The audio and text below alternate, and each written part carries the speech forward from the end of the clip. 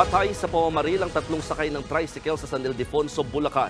Ang mga biktima hinihinalang tirador ng mga kable ng kuryente. Nasa frontline ng balitang yan si Brian Basa. Nagkalat ang dugo sa kalsada mula sa tumagilid na tricycle na ito sa San Ildefonso, Bulacan. Ang tatlong sakay ng tricycle tad-tad ng tama ng bala matapos tambangan kaninang madaling araw. Sa panayam ng News 5 sa San Ildefonso Police, hinihinalang mga tirador ng kable ng kuryente ang tatlong napatay.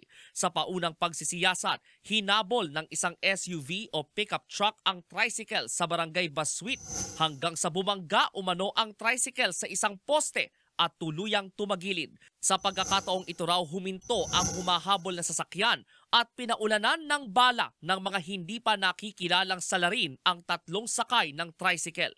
Madaling araw nangyari ang krimen kaya wala umanong nakakita sa insidente. Halos mag-alas 4 na madaling araw yun kanina.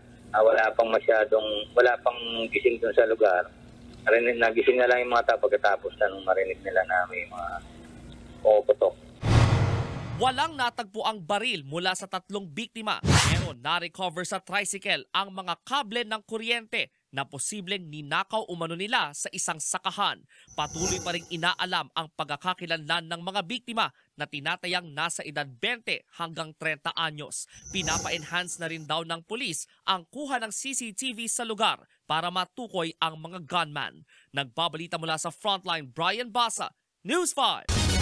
Mga kapatid, Jess De Los Santos po. Iba na ang may alam at may pakialam sa panahon ngayon. Para sa tuloy-tuloy na balitaan sa Frontline kahit weekend, mag-follow at mag